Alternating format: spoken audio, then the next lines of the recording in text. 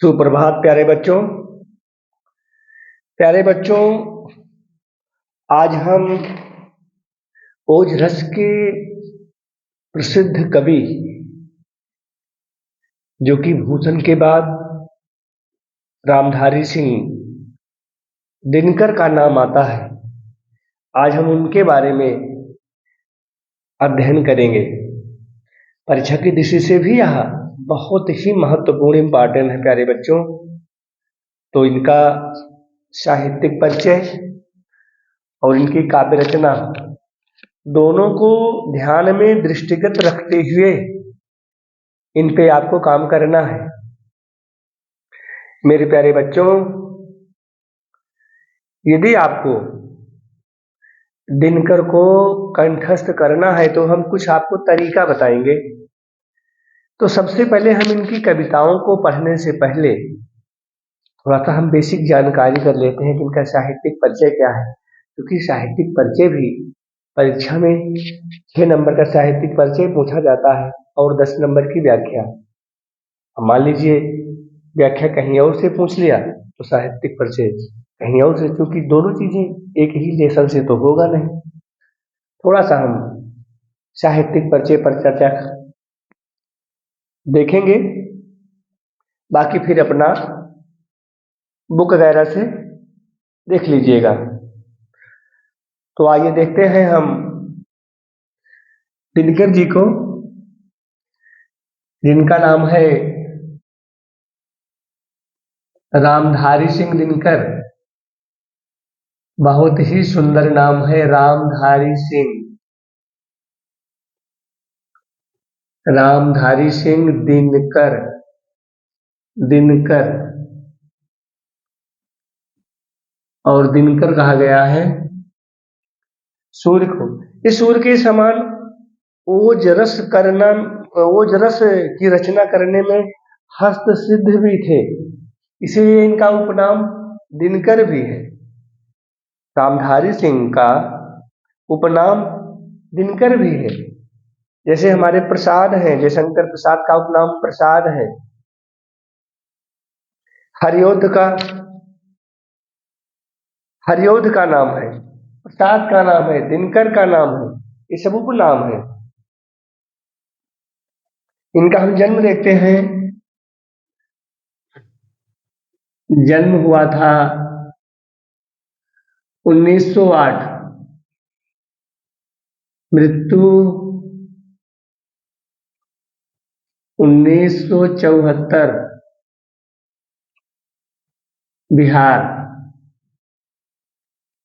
बिहार में हुआ था। ध्यान दीजिएगा, जन्म 1908, मृत्यु 1974, बेगूसराय सिमरिया बिहार में हुआ था। ठीक है। ओजरस के प्रसिद्ध कवि माने जाते हैं। पिता है इनके रवि सिंह। ऐसे कॉपी पे लिखना भी पड़ेगा, साहित्यिक परिचय। रवि सिंह, पत्नी है श्यामा देवी। श्यामा देवी। अभी हम साहित्यिक परिचय के बारे में बेसिक तौर पर प्यारे बच्चों अध्ययन कर रहे हैं, क्योंकि जब तक हम किसी के बारे में बेसिक जानकारी प्राप्त नहीं कर लेंगे, हम उनकी कविताओं को अच्छे से समझ नहीं सकते हैं। जो इनकी प्रसिद्ध रचना है वह है उर्वशी काव्य नाटक है। ध्यान दीजिएगा प्यारे बच्चों, उर्वशी, उर्वशी, ध्यान दीजिएगा इसको। उर्वशी 1961, उर्वशी 1961 यह काव्य नाटक है। उर्वशी कौन है? उर्वशी है स्वर्गलोक की अप्सरा और पुरुरवा है मृत्युलोक के राजा। तो मृत्युलोक के राजा पुरुरवा है और उर्वशी है स्वर्गलोक की अप्सरा। तो राजा पुरुरवा को इनको प्राप्त करने की इच्छा जागृत हुई। अभी हम पुरुरवा को पढ़ेंगे तो उसमें आपको हम पूरी जानकारी बताएंगे। उर्वशी के बाद इनका जो सबसे प्रसिद्ध रचना है, बहुत अधिक नहीं प्यारे बच्चों, यदि आप अच्छे और मोटे तौर पर 7-8 रचनाओं को लिख देंगे तो आपका साहित्यिक परिचय पूरा हो जाएगा। एक पेज से ज्यादा लिखना नहीं है, 1 पेज या 1.5 पेज साहित्यिक परिचय लिख दोगे काम हो जाएगा। इसके बाद हम आते हैं, उर्वशी के बाद आते हैं कुरुक्षेत्र। कुरुक्षेत्र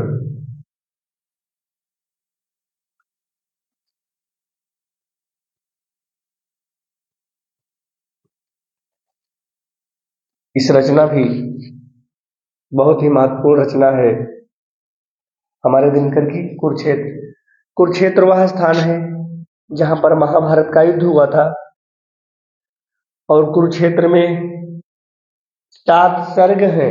ध्यान दीजिएगा, कुरुक्षेत्र में 7 सर्ग हैं और यह महाभारत के शांति पर्व से लिया गया है। इसमें धर्मराज युधिष्ठिर और भीष्म पितामह के संवाद का वर्णन है। प्यारे बच्चों, रचनाओं को कहानी के माध्यम से कंठस्थ करने की कोशिश कर लेना तो कभी नहीं भूलोगे। अभी हम साहित्यिक परिचय की बात कर रहे हैं। उर्वशी को इस स्वर्गलोक की अप्सरा है, इसके माध्यम से ध्यान में रख लेना।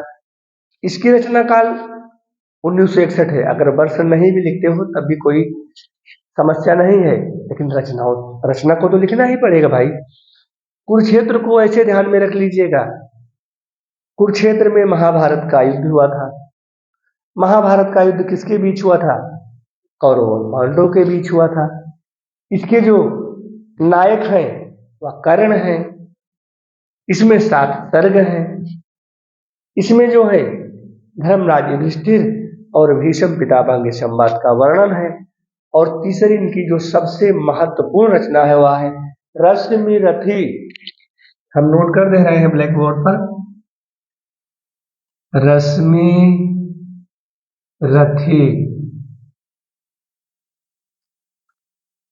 रश्मिरथी का तात्पर्य है सूर्य रूपी, सूर्य किरण, सूर्य किरण, सूर्य किरण रथ पर सवार, सूर्य किरण रथ पर सवार। और इनकी एक महत्वपूर्ण रचना है वह है परशुराम की, परशुराम की, परशुराम की प्रतीक्षा, प्रतीक्षा। 3 महत्वपूर्ण रचना, 4 महत्वपूर्ण रचना तो बिल्कुल मत भूलिएगा साहित्यिक परिचय लिखने में। बाकी 4-5 रचनाएं और हैं, वहां से आगे पीछे हो जाता है, क्योंकि यह रचनाएं टीचर को भी कंठस्थ रहती हैं। जो आपकी उत्तर पुस्तिका को चेक करते हैं, इनमें से अगर 2 भी याद रहा तब भी काम हो जाएगा। प्यारे बच्चों, इसका ध्यान रखना। उर्वशी 1961। उर्वशी कौन है? स्वर्गलोक की अप्सरा है। कुरुक्षेत्र, कुरुक्षेत्र में महाभारत का युद्ध हुआ था, इस माध्यम से इसको याद कर लेना। रश्मिरथी सूर्य रूपी रथ पर सवार और परशुराम की प्रतीक्षा है। हम कुछ 2-3 रचनाओं को और लिख देते हैं, लिख लीजिए इसको भी। और इनकी रचनाएं हैं रसवंती, रसवंती। वर्ष नहीं लिखेंगे, रचनाओं को ही लिखेंगे, वर्ष आपको लिखने की जरूरत भी नहीं है। और हुंकार, हुंकार हो गया, रसवंती हो गया, द्वंद्व गीत हो गया, द्वंद्व गीत, और जो इनकी पहली रचना है द्वंद्व गीत, इनकी पहली रचना है, ध्यान दीजिएगा, पहली काव्य रचना, पहली काव्य रचना, पहली काव्य रचना है विजय संदेश, विजय संदेश। अगर पहली है तो अंतिम भी होगा, पहली रचना है तो अंतिम रचना भी होगी, तो अंतिम रचना भी हम लिख लेते हैं। अंतिम रचना, अंतिम रचना, अंतिम रचना है हारे को हरिनाम, हारे को हरिनाम, हारे को हरिनाम, हरिनाम। ठीक है, 5 4 2 6 रचनाएं तो ऐसे ही हो गई। रसवंती हो गया, हुंकार हो गया, द्वंद्वगीत हो गया, कुरुक्षेत्र हो गया, और इसके बाद 1 2 निबंध है, अगर कंठस्थ कर पाते हो तो लिख लेना। निबंध संग्रह, इनके निबंध संग्रह भी हैं,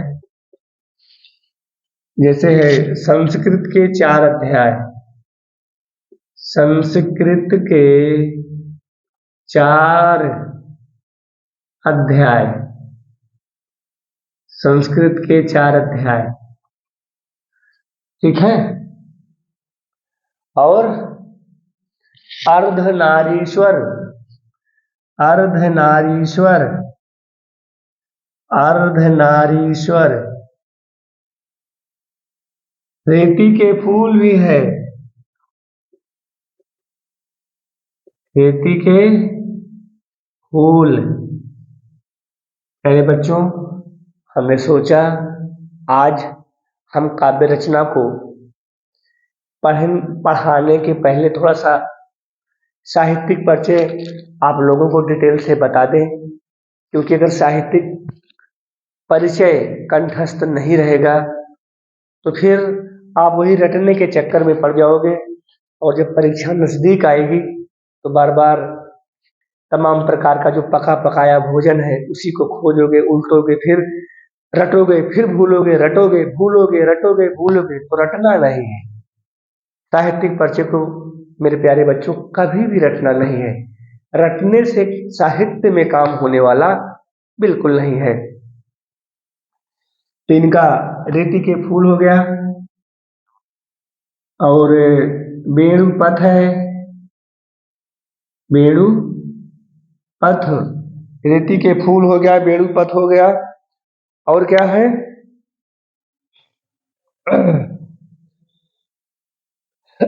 एक इनकी बहुत ही महत्वपूर्ण, ईर्ष्या तू न गई मेरे मन से, बहुत ही, इसको तो भूलना मत। ईर्ष्या, ईर्ष्या तू न गई मेरे मन से, मेरे मन से, इनका निबंध संग्रह है, ईर्ष्या तू न गई मेरे मन से। विवाह की मुसीबत, चलो यहां लिख लेते हैं हम, नोट कर लेना। विवाह की मुसीबत,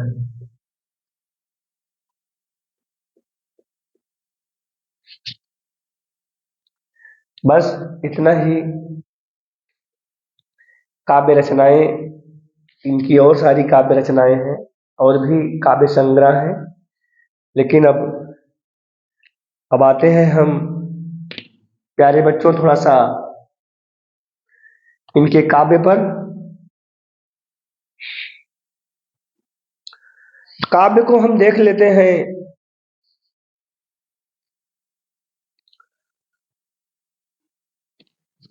किताब सामने अपनी रख लीजिएगा, क्योंकि हम भी बुक अपना सामने रखे हुए हैं, और अब हम पढ़ेंगे पुरुरवा को, जो रामधारी सिंह दिनकर जो हमारे सूर्य हैं, सूर्य की आभा के समान हिंदी साहित्य में आज भी इनका प्रकाश जगमगा रहा है। धन्य है ऐसे दिनकर जी।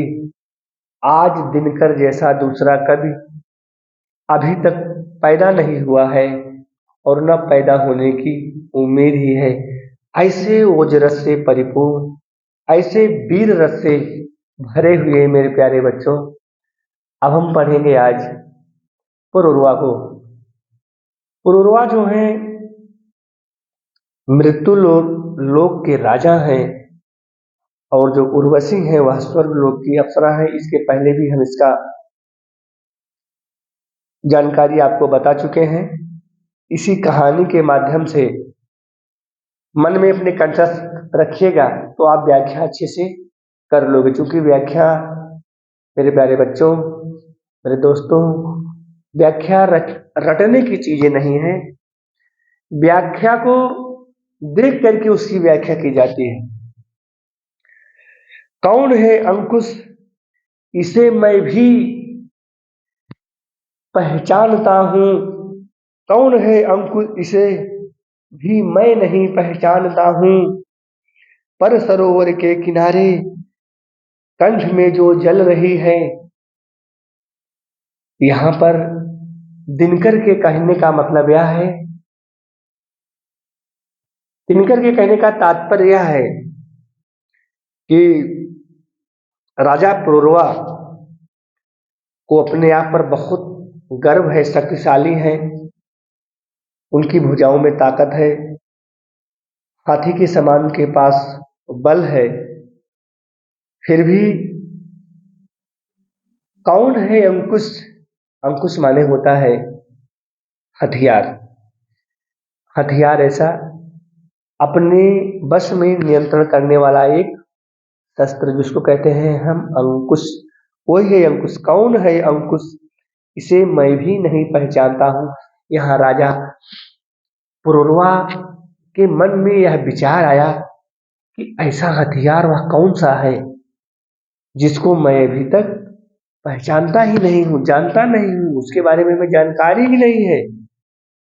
पर सरोवर के किनारे कंठ में जो, भाई सरोवर के किनारे होते हुए भी अगर व्यक्ति प्यासा रहे, उसको भूख लगी रहे, प्यास लगी रहे, तो फिर उस जल का कोई तात्पर्य नहीं। वही तो दिनकर ने लिखा कि पर सरोवर के किनारे कंठ, मेरा कंठ, मैं सरोवर के समीप हूं, मैं जल के समीप हूं, फिर भी उसकी आभा से, उसके प्रकाश से, उसकी ज्वाला से मेरा कंठ जल रहा है।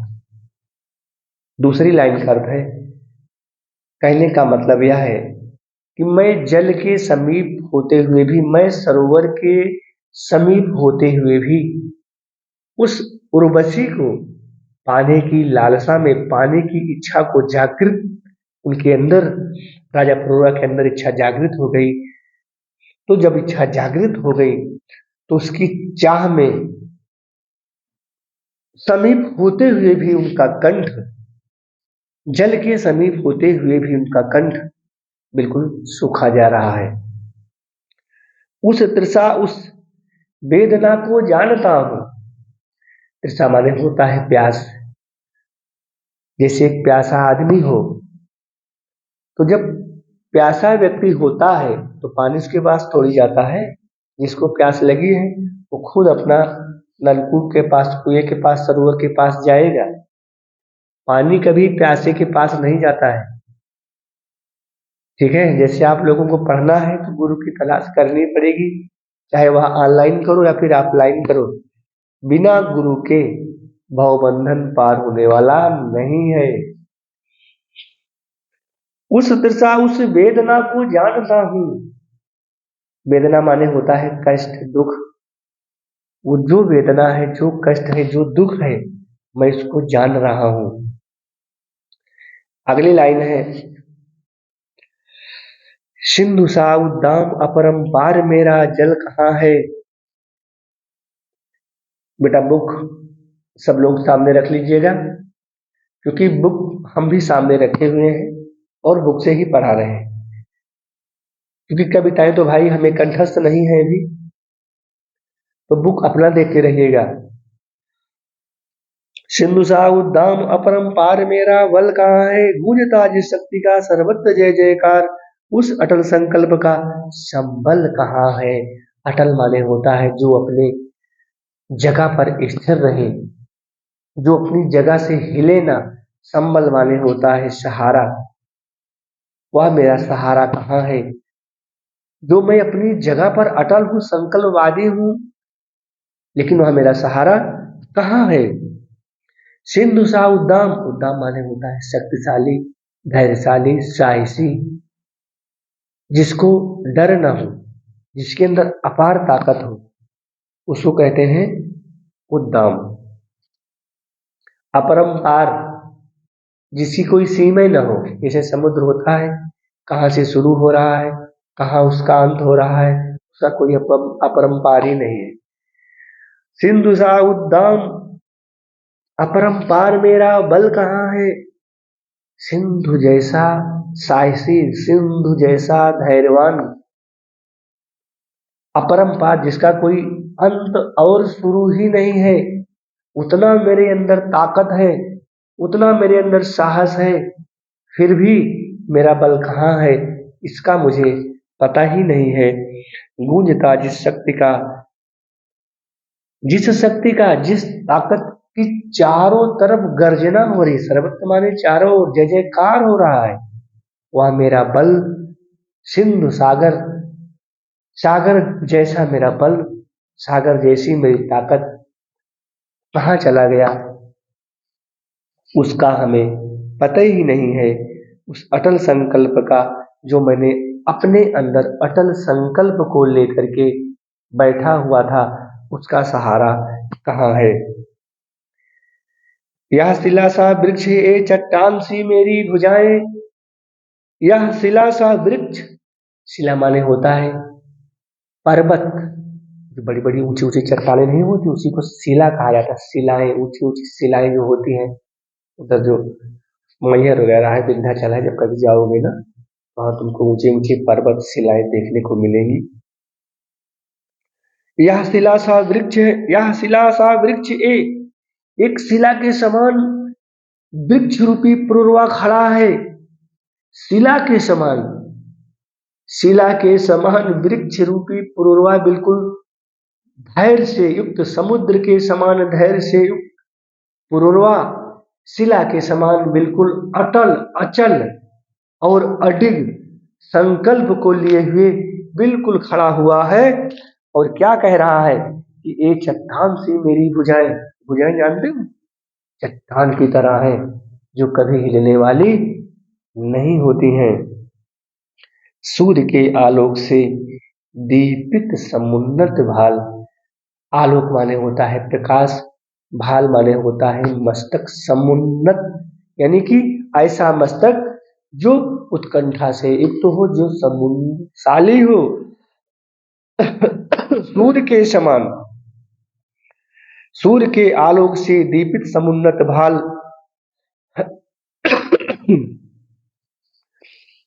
मेरे प्राण का सागर अगम उत्ताल उच्छल है, वह मेरे प्राण का सागर है।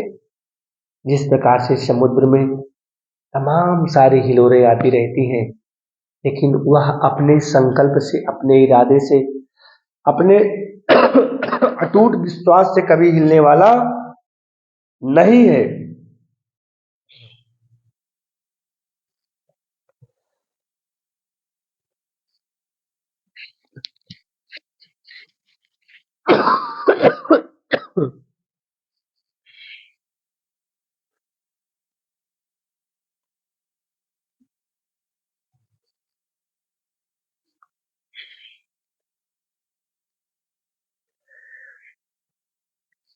सामने टिकते नहीं बनराज पर्वत डोलते हैं, कांपता है कुंडली मारे समय का व्याल, मेरी बाह में मारुत करुण गजराज का बल है।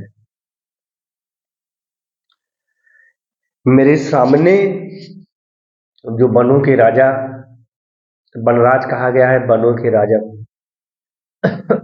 मेरे सामने वनराज भी टिकने वाले नहीं हैं, पर्वत भी डोलने लगते हैं। इतना हमारे अंदर साहस है, हमारे अंदर नहीं, पुरुरवा के अंदर। ध्यान देना प्यारे बच्चों, कहाँ पता है कुंडली मारे समय का ब्याल। जो समय का ब्याल है, ब्याल कहा गया है सर्प को। जहर से विष से युक्त सर्प भी जो राजा पुरुरवा के सामने डर के मारे, कुंडली माने होता है गोलाकार, गोलाकार घूमते हुए बिल्कुल ऐसे गोलाकार हो गया। मेरी बाह में मारुत गरुड़, मारुत कहा गया है पवन पुत्र हनुमान को, जो वायु के पुत्र हैं। मेरी बाह में मारुत और गरुड़ कहा गया है, जो विष्णु जी का वाहन है, उसको कहा गया है गरुड़। वो मन से भी अधिक तीव्रवान है। और मेरी बाह में मारुत गरुड़ गजराज का बल है। हमारे अंदर हाथियों से भी अधिक बलशाली होते हुए भी आज राजा पुरुरवा निरुपाय है, बलहीन है।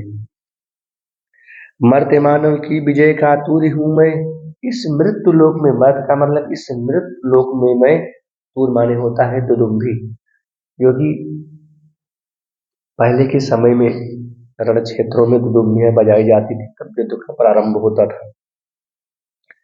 मर्त्य मानव की विजय का तूर्य हूं मैं, अयुर्वशी अपने समय का सूर्य हूं मैं।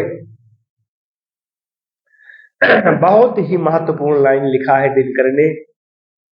अयुर्वशी अपने समय का सूर्य हूं मैं, अंधतम के भाल पर पावक जलाता हूं। इस अंधेरे में भी, अंधतम माने अंधकार, इस अंधेरे में भी मेरे मस्तक पर, पावक माने अग्नि होता है, भाल माने मस्तक होता है।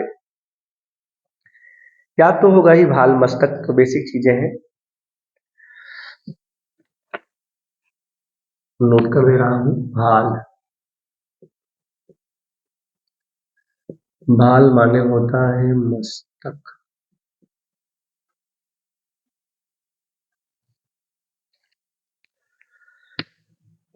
अंधतम के भाल पर पावक जलाता हूं, इस अंधेरे में भी हमारे मस्तक पर अग्नि की ज्वाला जल रही है, और बादलों के शीश पर अस्यंदन चलाता हूं मैं। बादलों के शीश पर, जो बादल का सिर है, बादल के सिर के ऊपर अस्यंदन मीन्स होता है रथ। बादल के सिर के ऊपर मेरा रथ चल रहा है। इतना शक्तिशाली है राजा पुरुरवा कि बादलों के शीश पर अस्यंदन चलाता हूं, पर न जाने बात क्या, यही तो मैं जान नहीं पा रहा हूं।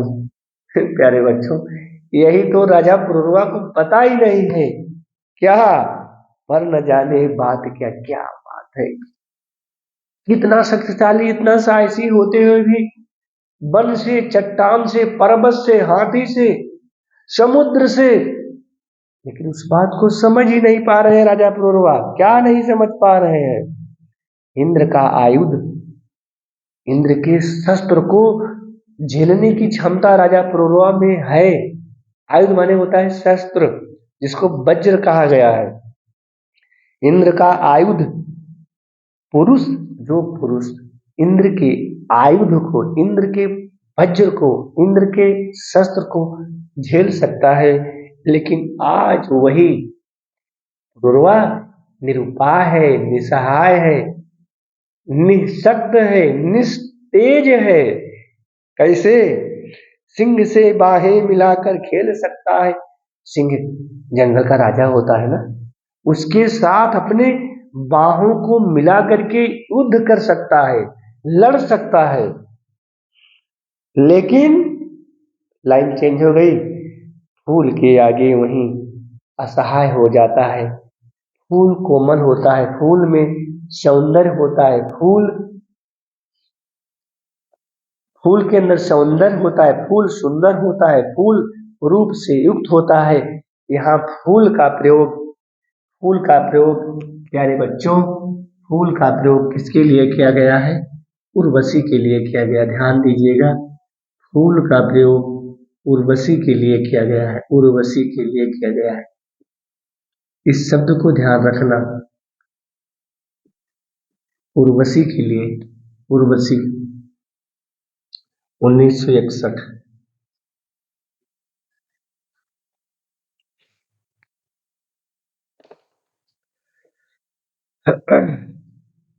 फूल के आगे वही असहाय हो जाता है। ये जो रूप, ये जो स्वर्गलोक की अप्सरा है, स्वर्गलोक की अप्सरा है, फूल के समान सुंदर, फूल से युक्त सौंदर्यशाली रूपवती जो उर्वशी है, शक्ति के रहते हुए भी आज राजा पुरूरवा निरुपाय है, निसहाय है, निस्तेज है। उनके अंदर कोई क्षमता, कोई ताकत नहीं है। क्यों? क्योंकि उर्वशी, सारा उसका श्रेय उर्वशी को है। विद्ध हो जाता सहज बंकिम नयन के बाण से, विद्ध माने होता है छेद, और नयन के बाण से, बंकिम नयन माने होता है तिरछे नेत्रों से देखना। जब रूप से युक्त, सौंदर्य से युक्त स्वर्गलोक की अप्सरा उर्वशी अपने तिरछे नेत्रों को, अपने तिरछे नेत्रों के माध्यम से राजा, जो मृत्यु लोक के राजा हैं, राजा पुरूरवा की तरफ अपने तिरछे नेत्रों से देखती हैं, तो बल से युक्त, तेज से युक्त, चट्टानों से भी अधिक साहसी, हाथियों की समान उनकी दोनों भुजाओं में बल, गर्जना करने वाले शेर, सिंह की दहाड़ हो, सिंह से लड़ने वाले आज राजा पुरूरवा उस तेज से युक्त, तेज से युक्त उस उर्वशी के सामने निस्तेज हो जाते हैं। प्यारे बच्चों, निस्तेज हो जाते हैं।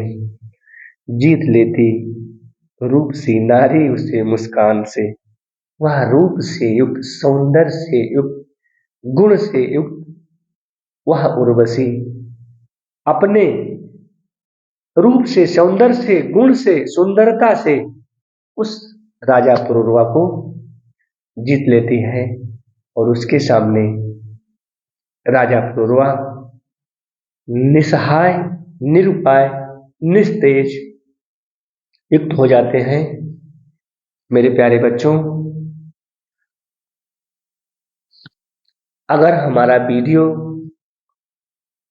आपको अच्छा लगता है तो लाइक करना, सब्सक्राइब कर देना, और भी जो आपके दोस्त हैं, सगे संबंधी हैं, उन तक इस वीडियो को पहुंचाने की प्यारे बच्चों कोशिश करना, क्योंकि बोर्ड परीक्षा फरवरी में होना है। उन भी प्यारे बच्चों को हमारी यह मेहनत उनके काम आ जाएगी। बस आज हम यहीं तक इसको समाप्त करते हैं, और कल हम जो इसके नीचे की कविता है उर्वशी, उसको हम पढ़ाएंगे। ठीक है? तो बस आज का वीडियो यहीं तक प्यारे बच्चों। धन्यवाद, फिर मिलते हैं।